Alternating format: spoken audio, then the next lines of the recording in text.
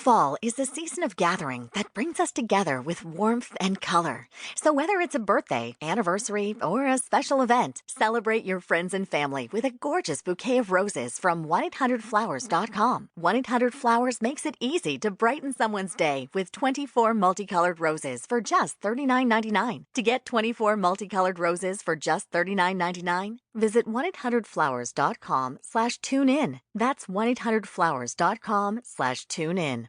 This is MuggleCast, episode 16 for November 20th, 2005. This week's show is sponsored in part by GoDaddy.com. Get your own piece of the internet and save money along the way. For a limited time, GoDaddy.com is offering a new domain name transfer or renewal for just $1.99 with every new non-domain product you buy. Choose from hosting, website builders, email accounts, and much more. Plus, take an additional 10% off any order simply by entering Muggle, that's M-U-G-G-L-E, in your cart at checkout. So visit GoDaddy.com and save big. Now let's get to the show. Hello everybody, welcome to episode 16 of MuggleCast. I'm Ben Shane, I'm back from a nice little break. I took about 4 episodes off there. He slept in the one that he came back on. Yeah, you guys saw the live podcast and all of that. He didn't sleep. Yeah, he was close to it. I'm Ben Shane. I'm Andrew Sims. I'm Kevin Steck. I'm Eric Skull. And I'm Micah Tenenbaum. Yeah, everybody, Micah's here this week. We're fresh off, well, not exactly, about last weekend. A week-long high. We were all in New York City together, and we had a complete blast walking around Times Square at, 1:30 in the morning, messing around. 2:30. Yeah, it was really late. It was quite fun. Everyone pretty much had the time of their lives, except Micah, because he didn't say much. Micah? I was sick. Micah was sick. He was sick. Micah did the most talking, actually. I got sick too, but we won't go into that. Okay. He was talking to us, Ben. I don't know about you. Yeah, he was just ignoring you, Ben. He was just ignoring you, yeah. Okay. Well, since Micah's here in the conversation this week, before we get into any other announcements, I think we'll have him do this week's news. Thanks, Ben. Goblet of Fire has finally hit theaters in both the US and UK. According to the Box Office Mojo, Harry Potter and the Goblet of Fire collected a staggering $36 million on its opening day, just $2 million behind Prisoner of Azkaban. Some of the stars made a few live appearances this weekend. Matt Lewis, Jamie Waylett, and Devin Murray all greeted fans Friday, Saturday, and Sunday at the National Comic Book Art and Sci-Fi Expo in New York City. Additionally, James and Oliver Phelps were at the Hollywood Boulevard Theater in Woodridge, Illinois yesterday, signing autographs. Empire Magazine has conducted a series of interviews over the past week with members of the cast and crew, including Michael Gambon, David Heyman, and Mike Newell.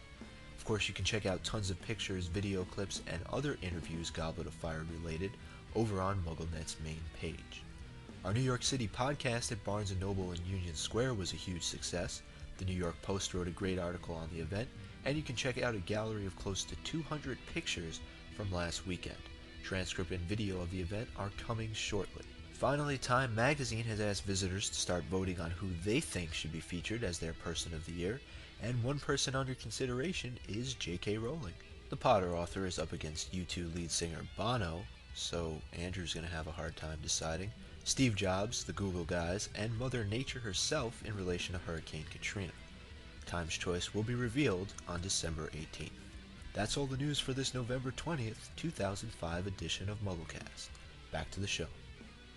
That was wonderful, Micah. Now, I think we have a few announcements to make, maybe. We have a major announcement, but you won't be able to listen to it here. You'll have to go over and download the special edition of MuggleCast, which will probably be... it's called the Leaky Mug, which will be out later this week. We announce another live podcast, and it's going to be quite a blast. You're all going to be invited, and it's going to be quite fun. Andrew, do you have anything else to add? I don't know. Is there anything we need to say? Yeah, Back to you, Ben. How about thanks for everybody who came out to New York, because it was the best weekend of my life, and it probably should have been the best weekend of all your lives, too. Oh, it was. Yay! I'm telling you. Even though, because you guys all got to see the movie, and, I didn't, but... Yeah. Yeah. Yeah. So, Ben, you got really annoying with that at the live show. Mike and I stayed and manned the fort for MuggleNet at the Barnes & Noble, which went flawless, pretty much. And do we have video of that yet, guys? Do we have? It'll probably. I think it'll be up soon. Yeah, we're working on it. Let's hope. Well, we need to talk with the woman who did the video, but we do have a couple announcements. Exposure announcements. Ooh. Well, first of all, as we boasted about on the main page, we finally got mentioned on the iTunes main page under new and notable. It only took. It's about how many time. months? Now, I'm really glad that they finally gave us the plug.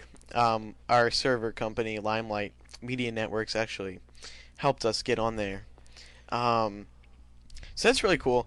I'm kind of sad now because now I can't brag that we're the #1 unpromoted podcast. Yeah. But still, But We still, were that was the really number cool. one unpromoted podcast. well, We're up to like number right, 15 right now, so that's good. That's not bad. right before we got promoted on on iTunes New Notable, we moved up to number 15, and then we moved up to number 20, and then once we got promoted, then all of a sudden we shot up to 15, and now we're at 14. And strangely, right now. that was right after Ben started to leave the cast. That we got. Oh, No. ouch. No. And then That also, hurt, Eric. Ben. of is course, awesome. so Goblet of Fire has been, all over the news this week, Oh. and we've been mentioned in some places. We've gotten a little plug. There was an article. There was an article in the New York Post where they covered the live podcast, and they basically butchered all of our quotes. They said that when Andrew introduced Kevin, he said, "Backwards compatible with everything but basic HTML." And What's wrong with the that? New York Post. Hold on. The New York Post misinterpreted as saying basically compatible with everything but basic HTML. I don't know. It was just That they does not butchered sound some good. quotes, but it was good to get the media attention. I enjoyed it. They couldn't even And spell Voldemort It was quite fun. or say Voldemort. Do you know that? You know who? Voldemort. Voldemort. Oh God. Okay. We were also mentioned on a Swedish radio the other day. They were saying how they should check out MuggleCast, which is pretty cool. I don't have the name of the person who pointed it out specifically, but thanks for letting us know. See, we're even mentioned in Sweden. That's really cool. Who would have known? And now we've Not all bad. actually seen each other, which was really cool. Seeing all you guys and we're all hanging out in Emerson's hotel room. That was cool beans. It was. Emerson's hotel room. It was my. It was hotel our room. hotel room. I Well, owned that right. hotel room. And then, of course, it was funny because one thing, like when we were walking around Times Square, I kept thinking that we would be spotted. Like a fan would come up and say, Oh, "Hey, but I know you guys." nobody. Blah, blah, Nobody. Andrew and I blah. were Nobody talking. did. But wait. The day after, on Sunday, we got spotted 3 times. Once in our Yeah. hotel room, once on the street somewhere random, and once in the NBC Experience store. That's because the girl there had just been to the podcast. And Micah got spotted walking me Walking to you the to Port the- Authority. Yeah. Oh, really? So 4 Yeah. times. That's really cool. That's funny. So, Interesting. huh. So, the live podcast was a success, and we're going to do it again. For details on that, once again, listen to the latest joint podcast between the Leaky Cauldron and MuggleNet. Right. That you left me out of. Okay, so. Oh yeah, the one I accidentally left Kevin Yeah, out of. and me. Sorry, Kevin. And me. And me. And And Eric. me. And me. And Micah. Sorry, everybody. Okay. Andrew, we recently did an interview with Joe Fulton from MillionairePlayboy.com regarding a Goblet of Fire Lego contest. Is this correct? Or Harry Oh. Potter Lego contest? Well, that's right, Ben. And we have some results and winners. So let's take a listen to that interview right now. All right. So once again, we are joined by Joe Fulton of MillionairePlayboy.com to announce the winners of the Harry Potter custom Lego contest. That's right. I'm glad to be back. We actually extended the contest, 1, because of your live podcast, but 2, we were getting such great entries. I wanted to Yeah. give people some extra time and giving us some great Harry Potter scenes from Book 6. And if you go to MillionairePlayboy.com right now, you'll be able to see all the entries that we had for the contest, including the 2 winners. And by the time, what we mean by 2 winners is, well, 1, there is the first place winner that will win both of the Lego sets that we were giving away, but we have an honorable mention because this person produced so many different Lego scenes for us that we felt that they needed to get an extra prize just for that. And they all look great too. Oh yeah, I think they're wonderful, and it's actually amazing to see the variety of different scenes that people picked. I mean, obviously the most popular ones were the scenes of I guess I'm not sure what the magical spell is, but of Harry hitting a Malfoy with that spell that he gets from the book. Right. Just all the I was just impressed in the first place by all of them because we haven't seen any pictures or yet from, like, you know, there hasn't been any movie clues yet as to what you would expect it to look like. But I think a lot of people really captured the detail that was needed. Yeah, that's the other great thing about this. I mean, and they're using, you know, Lego sets from, you know, variety of different Lego sets. Not even Harry Potter. Some of these sets are from other sets that don't even have anything to do with that, and they actually put them together and created some great stuff. Right. So I guess we should get to the winner. Yes. First place goes to Peter Hensey for Rise of the Inferi. His description is it's set to the chapter of the cave from Harry Potter and the Half-Blood Prince where the undead Inferi rise out of the Black Lake to drown Harry and Dumbledore. It is an excellent depiction. Yes, it really does look great. It's very action-oriented, which is probably one of the main reasons why it got so many different votes from all the judges. If you look, he created the staff of Dumbledore shooting out fire, and the fire going around. Yeah, at the Inferi, and one of them's almost like ducking because of it, while the other ones are coming towards them, and it's a great depiction. Yeah, it really is. So they won the Harry Potter Lego graveyard scene from the new Goblet of Fire series, as well as the dragon set. So congrats to Peter. Yeah. And then runner-up with, how many did you say she entered? 6? She entered about 5 or 6 of them. She goes by the name of Alice in Muggleland, or her real name's Alice Merrill, and she's getting an honorable mention because she, one, produced so many, but she came in second place with her entry 1-1's Lip Lock. And that's a depiction of when Ron Weasley snogging Lavender Brown. Exactly. And if you look at it, the details in it are just amazing as well. She has the fat lady picture on the doorway there, and even the symbol up in the corner. Yeah, and she put some extra work into this one. Yes, she did. You can see Crookshanks. It's all there. And little Hermione minifigure actually walking away, very upset that Lavender and Ron are snogging. It looks like she got an angry face too. So she paid attention to detail. Yes, she did. And she built a lot of sets, so that's why she gets this prestigious award. And so why don't you tell what she won as her honorable mention? She won a Harry Potter and the Goblet of Fire Bo Batten's hoodie from Warner Brothers. So congrats to her. Well, congratulations to everybody who won, and congrats to everyone who actually produced these great scenes. And like I said, you can see these at MillionairePlayboy.com and check them out because you have some very talented people out there. No, why thank you. I raised them well. They will. The link will also be in the show notes, in our show notes at MuggleCast.com. Thanks, Joe. Oh, no problem. Congrats to all of you who sent in your entries, and good job to the winners. Okay, now moving on. The movie has now been released in the United States, the UK, and various other countries throughout the world, and we thought it would be prudent to discuss it. So if you have not seen the movie yet and you do not want to be spoiled, I recommend you stop the podcast right now. Okay. Andrew, Kevin, and myself all saw the movie at the domestic premiere, which was really quite awesome because we were in the same theater as the likes of Tim Robbins, Steven Spielberg, the entire Harry Potter cast. It was actually just quite a rush. It was actually like exactly 1 week ago, like up to the hour, minute, seconds. Yeah. We were watching it right now a week ago. It's just so sad. And Micah was running around like a lunatic getting audio equipment that we didn't have, and I was standing on stage trying to entertain the rowdy fans. Anyway, I have seen the movie twice by now. Micah has seen it also. Is that correct, Micah? Well, anyways, So Micah got to see the movie on Monday. He got to see it early also. So you guys listen. So if some of you didn't listen to the live podcast, we're just going to review our thoughts about the movie and basically discuss what we thought was the best, what we didn't like about it. However, I'm going to start off since I didn't get to say as much in the live podcast about the movie. But here's what I thought about it. I thought it was the best movie considering what they were given to work with. Transferring a 735-page book to a 2.5-hour movie is really quite difficult. And Mike Newell had quite a job to do. And I think he did a very excellent job doing it. However, I think the movie is not...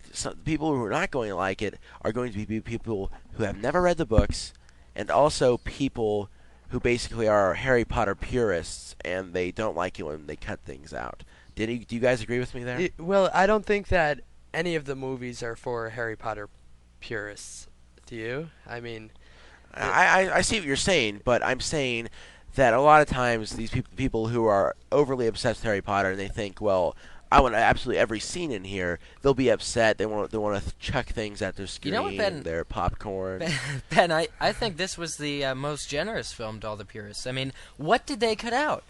Besides the house elves, all right? Quidditch World Cup. The Dursleys.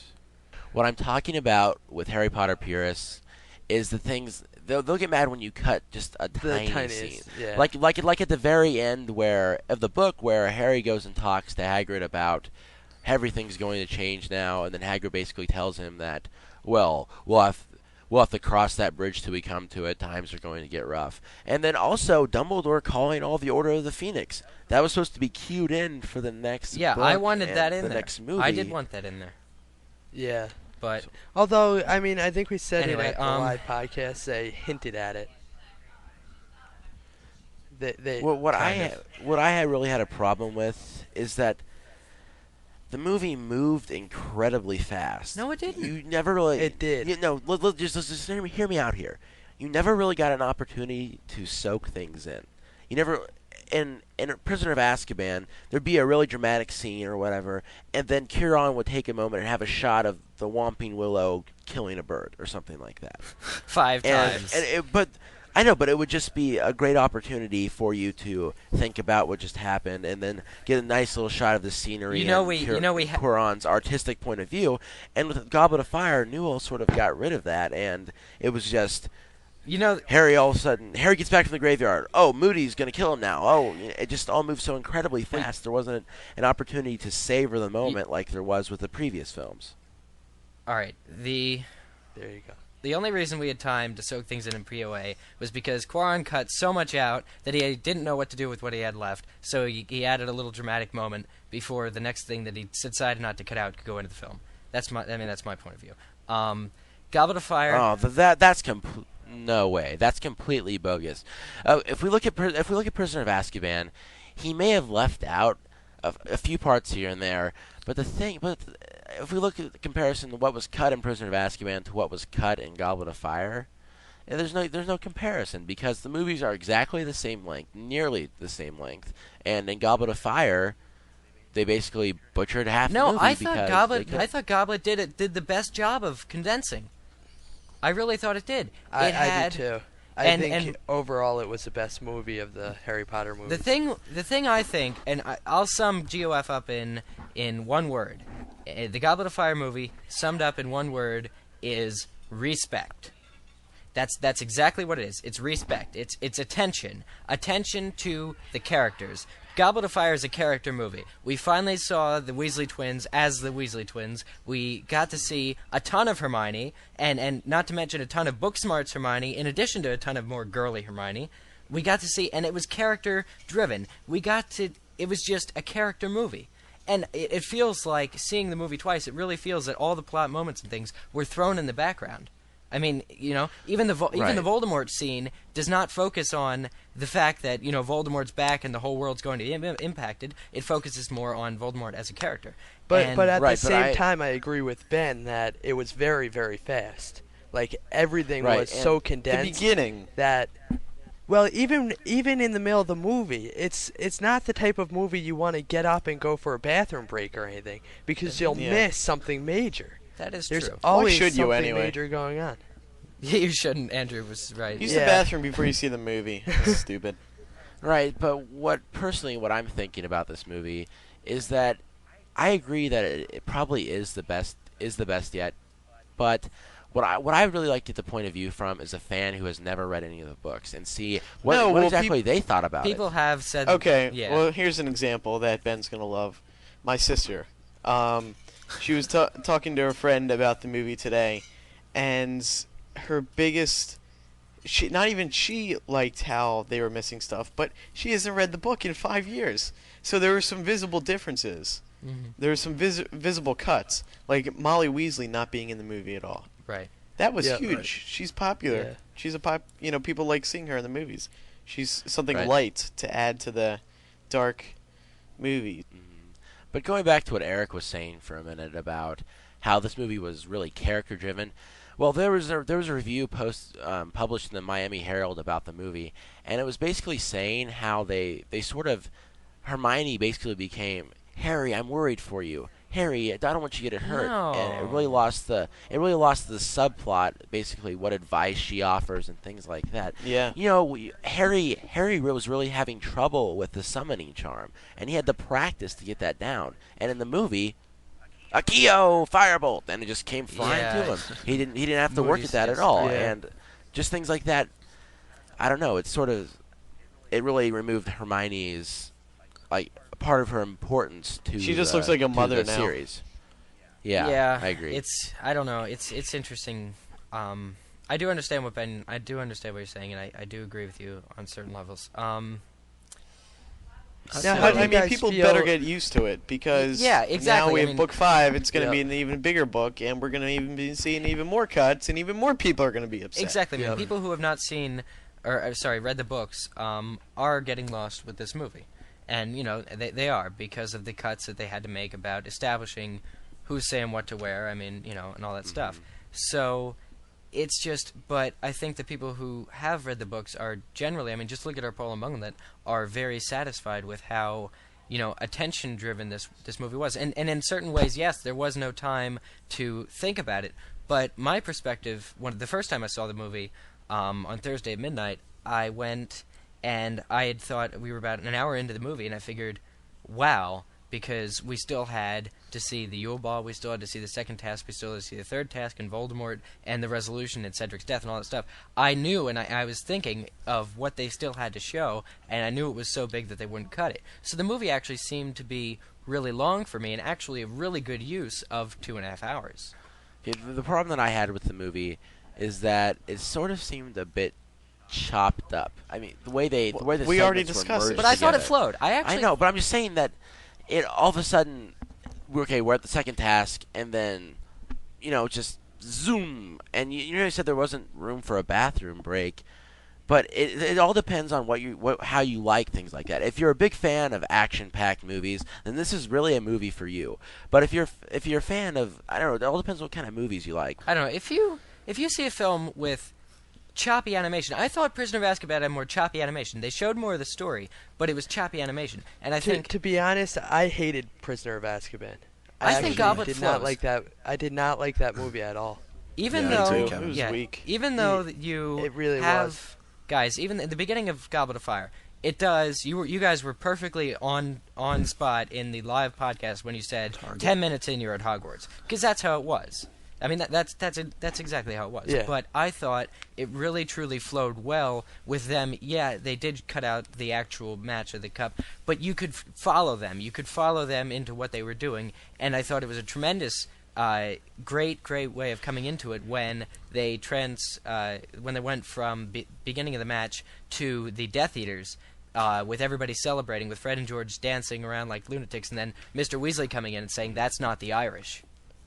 I mean, that was, and it it just transferred. It flows very well. So Can I- Yeah, because you knew what was It didn't happen all suddenly. It was sort of like a slow transition. it was a Because they were still having fun even when Mr. Weasley still knew knew what was happening outside. Yeah, and it was That was interesting. good. Like, I wasn't sitting through Goblet of Fire thinking, okay, they needed a classroom scene here. I was actually fine with just the one classroom scene, the Unforgivable. That was another thing that my sister had complained about, was because there was no classroom scenes. Because, like, the non-hard... No, I'm using her as an example. The non-hardcores, they like the classroom stuff because Yeah. it brings back the general classic Harry Potter, I agree basic, with that. generic, blah, blah, blah, blah, blah. So, I was kind of upset. I mean, there was only one scene with the classroom. That's true. Yeah. Mad Well, Eye. I don't know. Because, as I said before, Newell had quite a task on his hand, and he had to be able to I don't know how he did fit it. all the necessary things Yeah, in. And Either way, and he was the- going to the- cut that out was the- something that would, Mhm. make other people But- angry. Either way. Right, but that was Whether it be the a one classroom crucial... scene or the Well, there was maze, dance you know. class. You guys can't forget dance class with McGonagall. Oh, I mean, funny, Yeah, but that wasn't that was really... awesome. Yeah, that What I'm really- trying to say is that was the one crucial classroom scene that needed to be in, because they had to explain the unforgivable curses. And once they did that, I don't think there was really a need for all the other classroom scenes, with the potions and all that. Yeah, but it brings back the classic Right. HP feel back of to the the books. exactly. Yeah. Can I bring something up for a second? I want to hear. You know what I want to hear? I want to hear what Micah Tannenbaum has to say. Yeah, I was just Micah? going to say.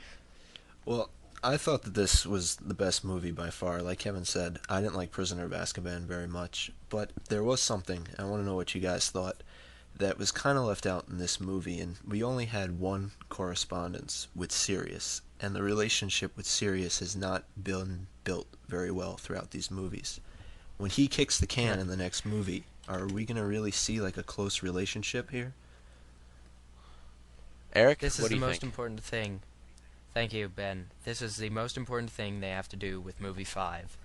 They spent movie 4 working on the characters that were already established. Like Hagrid got a lot of good things in, and all the students did. The Weasley twins. Ginny got a lot in this movie. Now what they're going to have to do in Order of the Phoenix is establish the past and everything with the past. How Which they Dumbledore, won't. the Potters, all the Order, what it was like when Voldemort used to reign, because he's back now, and movie 5 is all going to have to be about the prophecy and what happened in the past. So with Sirius and the entire Order in Grimmauld Place, they're going to have to do a lot of backstory, a lot of true acting on the adults' part this time around, trying to understand how this is like, because Sirius has to show Harry all about his family and all about the tree and all about this past thing, but at the same time they also have to show how Sirius is shunned from the actual Order because of his danger, and he can't leave Grimmauld Place. And they also have to, this is going to tear me apart, they also have to show Harry really pissed off at everybody. And I think Dan Radcliffe took a tremendous leap in Goblet of Fire. I mean, a tremendous acting leap. I love Dan in this movie. He did such a wonderful job, and it's going to be a real pain in Order of the Phoenix to see him play a really angsty, ticked off at everybody Harry, because I think he did the Harry in this movie so well, and it's just amazing. So, but in answer to Micah's question, I think they're going to have to spend a lot of time on the adults The relationship. Establishing. establishing the definitely. relationship, and I think they're going to have a heck of a time doing that and still having the plot and with Umbridge at school and all this stuff. But I would not care if they cut more school stuff out to use the actual like Grimmauld Place and more like what Harry's parents were like in the past. Now, do you think they're going to include a lot of Umbridge? They have to in a way because Yeah, but they had. That's what people were saying about Rita Skeeter, right? well, They were it's saying corruption that in she government. No. I Who think said the movies, what they're doing with the movies, they're avoiding it, is corruption in government, and they need to get it into the movies somehow. And I think they've been putting it off and putting it off and putting it off. And if they don't do it in movie 5, it's never going to happen in the movies. I really doubt it. Right, And so Yeah, I that's think one they of the need best to parts do of it books, at too. Hogwarts. to what Micah was saying about establishing the relationship with Sirius and all that, I think it's movie 5. I have no idea how they're going to be able to fit that in the 2.5 hours. If there are peers who are upset about movie 4, then when movie 5 comes around, That's what I I don't said. know. Yeah, I think people just have to realize that things have to be cut. And the director does the best job they can with it, and that's what has got to be done. And have we heard anything about the length of this? Are they still shooting for 2.5 hours? We should have asked Heyman that. The red That would have carpet. been a really good question. We'll track All it we down. know is that they're starting February or filming in late February. I think, guys, do you agree with me on this, that the Department of Mysteries scene itself and the final battle could be like 45 minutes of video? I completely agree with you. I think It could be, yes. but I don't think it Order will of the be. Phoenix could be a 20-hour movie. It Honestly, could be too, because they need to establish. I mean, movie 5, the rundown, very short rundown. They have to do the Dementors on Privet Drive. So do you think could they cut it? I really, it's a really big thing. But if they do that, do they have to put Mrs. Fig in? Can you guys imagine them trying? I think they could cut that, to be honest. You think? What But I I think see it would be a happening good is- transition to introduce the Order. I think what they're going to do is, instead of introducing the Order in this movie, they're going to have the Dementors attack and have them show up somehow, and that's when they're going to introduce them. Well, here's what I see happening. I see basically Harry getting attacked on Privet Drive, then Miss Fig coming out yelling, screaming, whatever. Then Harry automatically, instead of waiting 3 days like it does in the book when he's locked in his room and all that, Harry automatically gets swept away by the Order of the Phoenix. They go to Grimmauld Place. We're not going to see Grimmauld Place like we have in the past, where it's basically, in the book we see a lot of Grimmauld Place because Harry's waiting for his trial. We see more of the real Professor Moody and things like that. Well, I see that getting condensed down. Then Harry going to his trial, then basically saying, "Well, you're still at Hogwarts, whatever."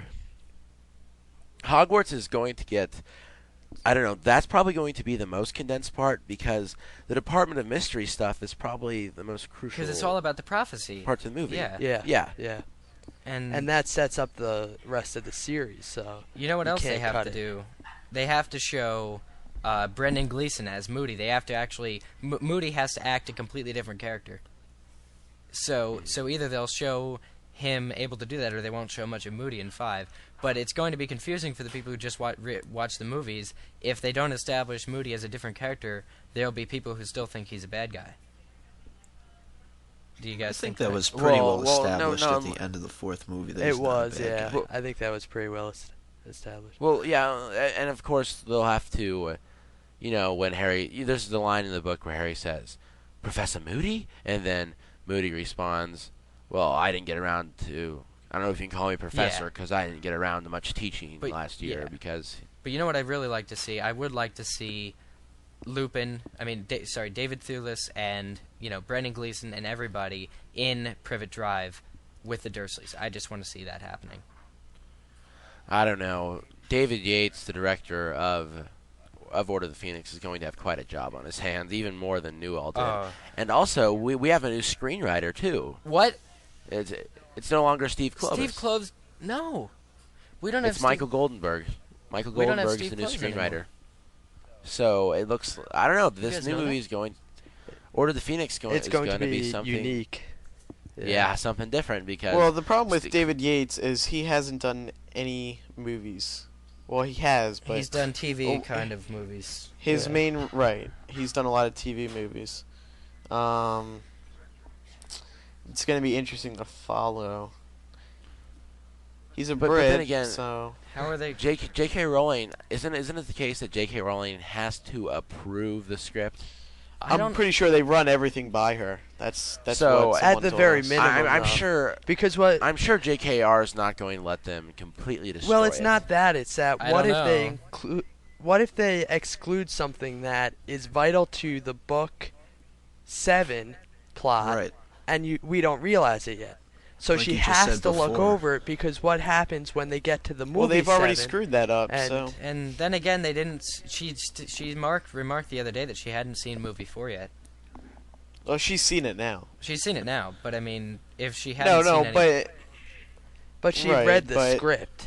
I mean, She signs off on everything, exactly. yeah. So Right. Well, Kevin, like you just Yeah. said, the Dementor attack on Dudley, isn't that supposed to be revealed what he saw in Book 7? So won't you need to include that in the 5th movie? Well, I see them chopping off But is that both going parts. to be a vital part of Book 7? Yeah, I don't know. mean, I don't liked know. what they did. I liked what they did in Goblet of Fire with Adrienne Rollins and Geraldine Summersville.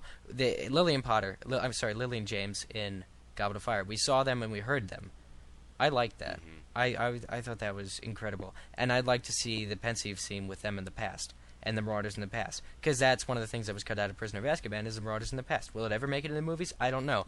All I know is they really should start showing what happened when Voldemort was powerful the first time, because that's such a needed input. Like, it just occurred to me upon watching Goblet of Fire the second time that the name Riddle had already been established in Chamber of Secrets, the movie. Tom Marvolo Riddle. It didn't occur to me, and that's because there's so little past and so little much of the past in the movies, and I think we need more of that. Yeah. Okay, well, I have an idea here. Okay. Andrew, starting with Andrew, say what your favorite scene in the movie was and why. Ben, that's a brilliant idea. Okay. Oh, I gotta think about that one for a second. I'll go. I can go. Okay, Kevin. Yeah, go ahead. You first. I was thrilled with the dragon scene. That was cool. I don't think it wasn't. That was gonna be my choice. Yeah, it wasn't because, I did like other scenes because of the emotion of the scene and how it was constructed, but just the action of the dragon scene was just amazing. And you know what they did? What? I'm sorry, Kevin. You know what they did with the whole dragon scene is they established a Columbus/Quaron/Newell Hogwarts that finally agreed with itself. And also all of the video games. If you look at the Chamber of Secrets video game, the archways and the dock, the harbor at Hogwarts is finally established. It's actually in the movie. The stuff from the video games in the past and the things that were... they're making it more like the movie. Has anyone played the Goblet of Fire video game yet? I think it would be awesome. I haven't. No. I haven't played it, but it's got to be cool. They have to send us copies. We should all just play it and do a review on it. Yeah. But actually, getting back to the second task. Yeah. You know what I really would have liked to seen? When he how do you pronounce it? Accio Firebolt? He said Accio. Did he? Accio Fire. When he said Accio Firebolt, I would have liked to seen the Firebolt lift up and break head free. for the... Right. That would have been a cool shot. Like cut scene. Have the camera... Yep. Right. Flashback well, I would have liked to between see Harry and the Firebolt, back and forth. Well, that would have been kind of corny, but I don't know. I think it would have been pretty cool. Because that's what Fred and momentum. that's what Fred and George do. But that would have been just cool to see hear him yell Accio Firebolt and had the camera just fly back to Hogwarts, see it lift up and then go back. Yeah, that would have been a really cool shot. Don't Fred I and was George sort of hoping for that. Guys, don't Fred and George do that in Book 5 with theirs when they take off? Don't their brooms break free from the chains to go? Yeah. From Umbridge's chains. So there might be a chance to do that. Yet, if they wanted it, because that'd be cool, flying through the halls of Hogwarts, kind of broomsticks camera, but. Well, since you guys pretty much agree that your favorite scene was the dragon's second task, my favorite, I don't, that was an awesome scene. I agree with you guys. But what my favorite scene was the graveyard. I thought that was about the coolest thing ever. Ben, that's my favorite scene. Yeah. Sorry, Eric, but we'll discuss this. Hold on. What I thought was awesome was when, when Wormtail was basically brewing the potion and getting ready to cut off his arm, and then Cedric and Harry come there and they're all confused, and then Cedric just drops dead, and I just thought it was sweet to see Lord Voldemort in the flesh, and it was great. And then even the most emotional scene in the movie, we talked about this in the live podcast, was after Priori Incantatem, when the wands were connected, which they didn't explain what happened there either. Basically, after that happened, and then Harry grabs the Portkey, Cedric's body, and goes back. They're laying there on the ground, and then everyone thinks they've won, and then Fleur lets out the scream, and that really moved a lot of people to tears. And I didn't cry, but I saw everyone cry. around me was. And I saw you cry. Pardon the act, Ben. Eric, what did you think? I agree with Ben. Ben's entirely right on this, and that's true. It's a matter of opinion. My particular fascination with the graveyard scene was Voldemort. And not just Voldemort, but how, I mean, Ben used the term in the flesh, and that's exactly what he was. He was in the flesh. That's all he was. And Voldemort wasn't done up with 1,000 special effects. He was done up with 100 pounds of makeup, probably. But that's beside the point. What I mean is, you saw Voldemort as he had been before he fell, in person, standing there right next to Lucius, standing and threatening them, and just standing. He exists. That's the scariest thing in the world to me. He wasn't necessarily scary. He was ugly. But just his fact that he commands respect. His presence on that graveyard ground just commands this reach into the past at who he was, who he is, and why he's threatening, and why they all look up to him, and this evil that was so well represented by Ralph Fiennes. And I just want to see more of it, is all I'm saying. I want to see more of Voldemort, and he was so real and so personable and so crazy. I mean, I think the coolest scene in movie 5 has to be Dumbledore and the Dark Lord dueling in the Department of Mysteries. Which is going to be that is my favorite part of all the books. When Dumbledore comes up and says, "You shouldn't have come here tonight, Tom," and that was just incredible. Micah, what do you think? That was just so.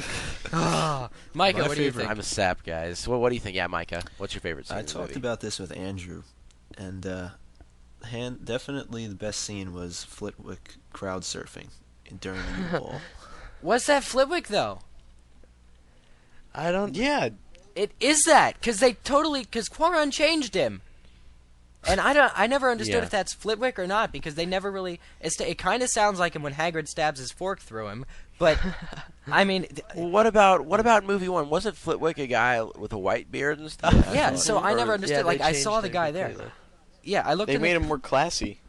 I know. No, I actually like the new Flitwick. But it's just that they never really established it. They never really have him say anything that would give us that connection. Now, I actually watched the credits all the way through because I thought there was something special at the end, which there actually wasn't in my reel. Did you guys see anything special at the end? Do you hear about that? No. No? I don't know. Okay, the only thing is, at the very end it says no dragons were harmed in the creation of this film. Which is really cool. But there was no special video like Lockhart or anything like COS. But anyway, it does credit Warwick Davis. So I was thinking, was that Flitwick? Because if it was, I think it's really funny, and I actually like the more pseudo Flitwick. But they never really. I didn't think they never really explained that. So I wasn't sure if that was Flitwick or if he just existed to lead the non-existent choir and the chorus and the band, which now exists. Yeah, it was just supposed to be a joke, though. I mean, definitely, definitely the graveyard scene. I agree with. Well, no, it was cool. It was cool. And the crowd surfing was. Well, really cool. okay, I have an idea here. Okay, I'm gonna ask each and every one of you to go around, say what you out of a scale of 10. Out of a scale of 10, what would you give the movie? 10 being the best.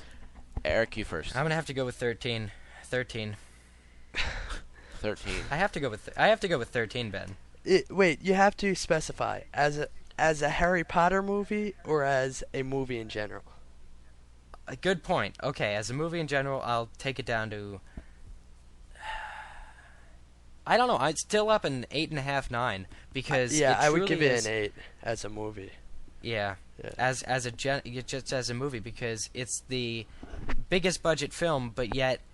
Yeah, but they did so much with the money they had, and I don't mean in terms of special effects, because the special effects scenes weren't the ones that amazed me. It was the actor scenes that amazed me, and how they developed Ron, and how they developed Dan's character, and everybody.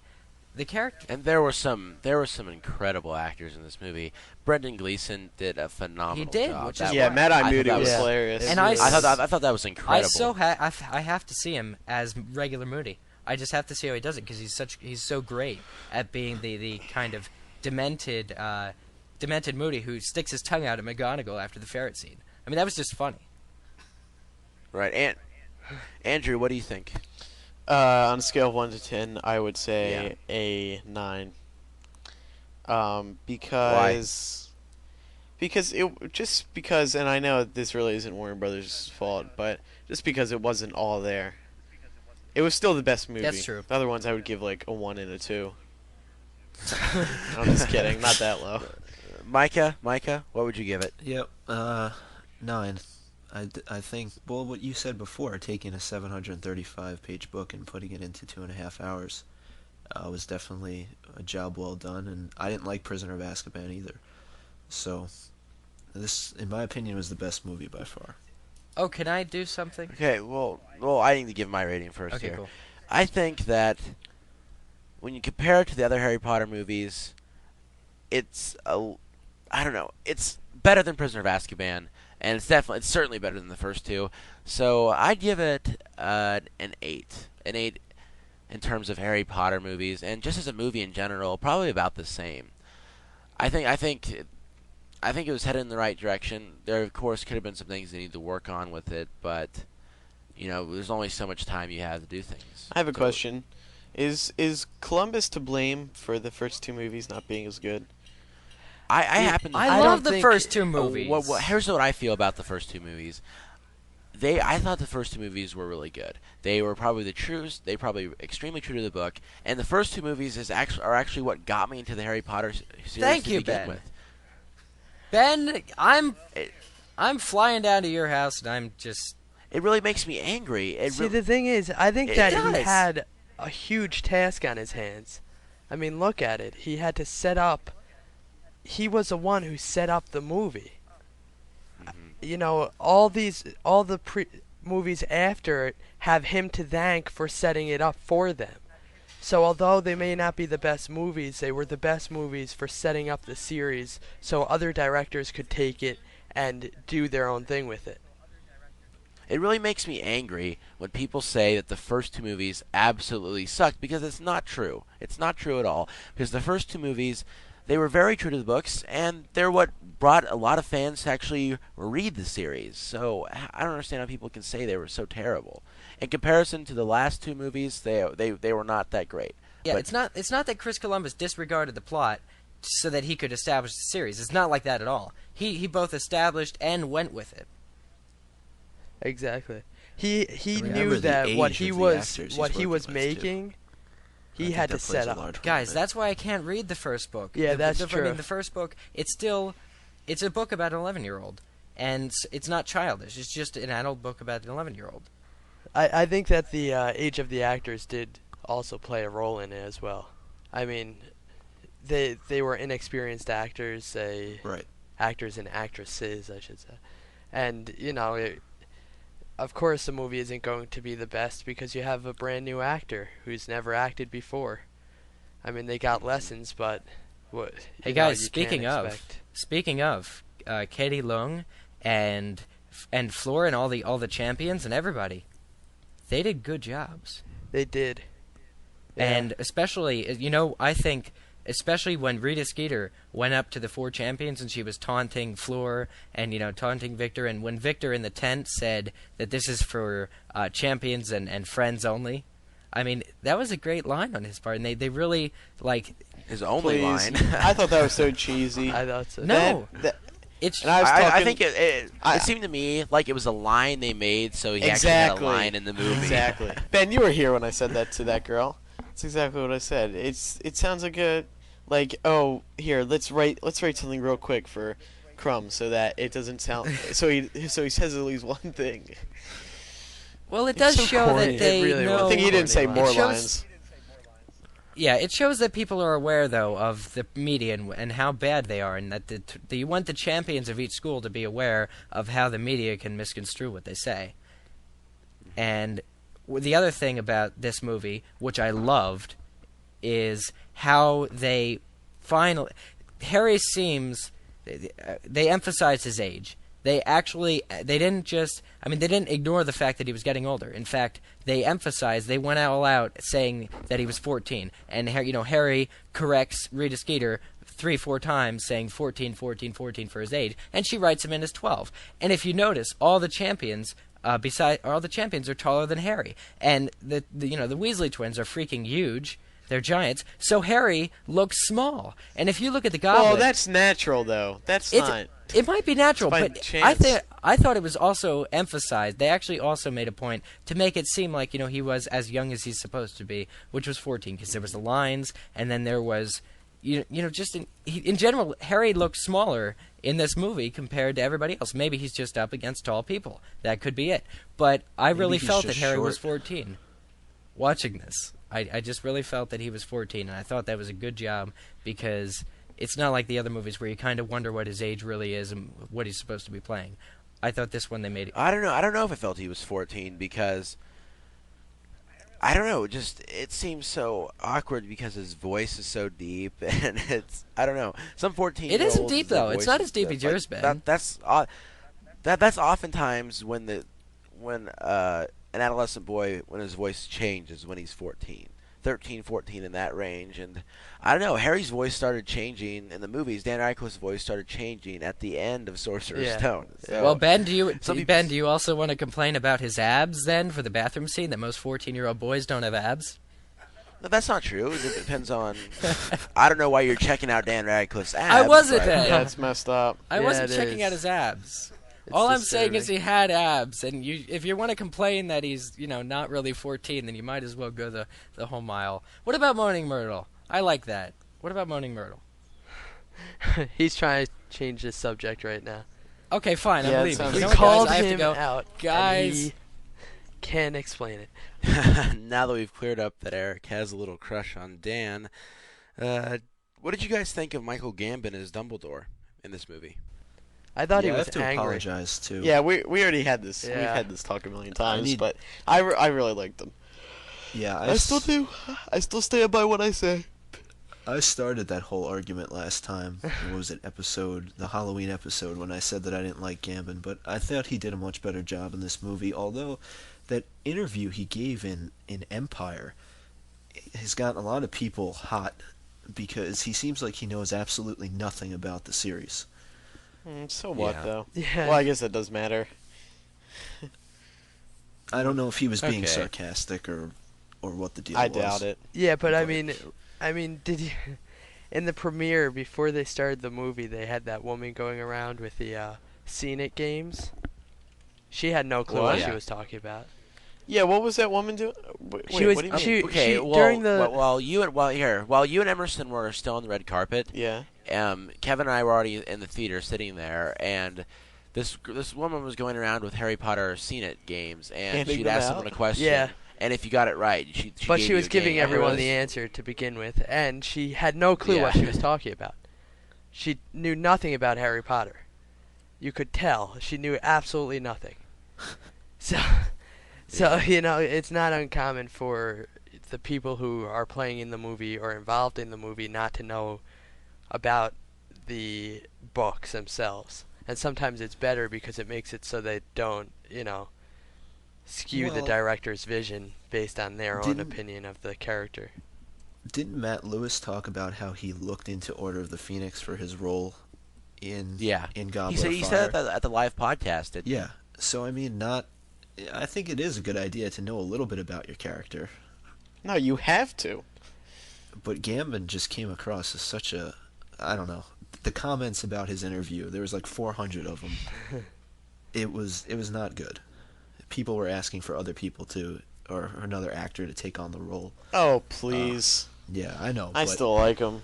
Yeah, just because he doesn't know about the series doesn't mean he doesn't do a good job in playing the part, What's more important, knowing about acting or knowing your character in Harry Potter?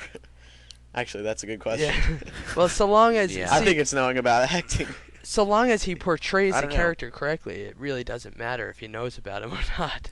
I mean, I think that shows a, director. That's Mike's, influence, because obviously he got the knowledge from somewhere. I bet you, the director.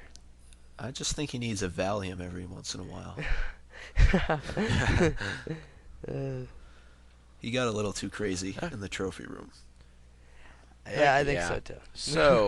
So overall, we all agree that the movie was pretty sweet. It could have been done better, but actually, I don't know. Michael Gambon, I think Mike he Newell did probably an awesome did job. The best job within his capabilities, unless he wanted to spend $1 million more on it. So, I think the movie was awesome. It had its flaws, but every movie does, and once you start analyzing it this much, it's always easy to find a problem with it. Okay, so with all that in mind, I hope everyone has enjoyed this podcast. Oh, before we conclude, how could you forget? Andrew, do you have an announcement about some? Did you just survey call me for our Drew? listeners to take? Is it Andrew? Oh, the "and" got cut off. Yeah. So in order to make it easier on us and our lives, and just get a better feel for the show, we decided we're gonna quit. Yep. But seriously, guys, we need to take a break one of these weeks to recoup, Yeah. Maybe next week we'll take a break. rehash, everything. Rehash. Well, you guys wanted to this week, and I was like, no, dudes. But anyway, you might notice on MuggleCast.com there is a new link there in the listener to-do list that says, take our listener survey. And by taking this listener survey, it'll take you 5 to 10 minutes, depending on how long it takes you to type or whatever. It basically asks you some questions so we can get a better feel for you guys, the listeners, our demographics, because we need some dems. We got to dem it up here. We do have to dem So it up. if anyone... please take these. Please take the listener survey. It's really going to help us out. It's easy. It just take a few minutes of your time, because we really need to start getting a feel for who listens to the show, what types of people, because we need these in order to keep growing the show. It's actually really, really important. It to really us. is, yeah. So, it's number 1 right there on that list, MuggleCast.com. Right next to that nice GoDaddy ad, it says, take our listener survey to help the show. Click it, press listener survey start now, and then it'll start asking you a few questions. It goes to a separate website. Just fill out their basic generic questions. So that's it. Thanks, guys. It's really going to help. It's maintained by PodTrack, which is a new company that helps podcasters grow their podcast. Grow their podcast. Helps their podcast Step 1, grow. add water. Okay, Hooked on well, I think phonics that wraps up works. episode. Funny, guys, funny. Are you gonna? I think spy that on wraps up this Spartz, or episode. no? Oh, Spartz. Oh, crap, we Spartz. forgot this. Yes. Let's do some Finally. regular segments here. Finally, Let me Spy on IM Spartz. Emerson. I'm pretty sure he's been idle all day. No, I He's can. idle. Yeah. I can bet you exactly where he is. he's watching. There the you Notre go. Dame game. Wait, I haven't been watching. They've had it on the TV, but I actually haven't been They're paying winning, attention. and they're What's the most score, likely going Micah? to be. The score is 34-3 Notre Dame, so I'm Yeah. getting killed over here. Ooh. He's going to be Micah, happy. weren't you cheering on Syracuse? I would hope so. Yeah. What happened there? I don't know. Okay. Maybe the Okay. fact that we have one win this year has something to do with it. I don't know. Oh, Oh. gee. I bet so. How I many bet games so. is that? Well, we How many will losses? We'll go to 1-9 on the season Oh after this my game. Oh, Uh, That hurts. that does That hurt. yeah. No more football funding Okay. next year. That's 1-9. Ouch. Okay, well, I think that does wrap up this episode 16 of MuggleCast. I hope you've all enjoyed it. Once again, Oh wait. Go to- Wait. Kevin, are you doing something with those book reading we segment will things? be. Oh, the We book will recommend- be. We're working on it. We've gotten hundreds upon hundreds Yeah. of recommendations. okay, we'll mention that some So other time. yeah, we'll worry about. No, that. we just need to update people on what's going on. Yeah, okay? no, absolutely. Yeah, Okay. we're working on it. Okay, but before we close the show, I think Kevin has something to say about our book recommendations. Kevin? Wait. Yeah, for all those who are wondering, we have gotten quite a few, well, more than a few recommendations. So we're working on sorting them out, seeing which ones we're going to read first, and then we'll review them. Hopefully it will be by next episode. So, good times. Sounds good Yes, to me. hundreds. Oh, and Andrew, do we have a listener challenge this week? No. Oh, here we go. I have a challenge. Go out and see Goblet of Yes, Fire. yeah. There's your listener challenge That's this week. corny. And while you're in the theater, You should do. Okay. Never mind. I have a new listener challenge. We have one. Okay, here's what, guys. listener Here's what you have challenge. to do. Okay. Okay, we can't. Okay, turn up your headphones because I don't want many people hearing. But everyone has to bring a camera into the movie theater, not bootleg the movie. But I want you to bring your friend to the movie theater with a camera, and right when the movie's starting, just yell really loud. Well, see, people have already seen it, but just yell really loud. What should they say? Listen to MuggleCaster die. Okay, I think they'll be arrested. Okay. Yeah, if you okay, say fine. that, just they're say going to be. really loud before the movie says. Just yell, listen to MuggleCast. Okay. All right. Sounds good to me. Okay. Good. Sure. Okay, Okay, and good. please ignore the part about the camera. We don't want to get you thrown. No, in jail. do it because we have to have proof.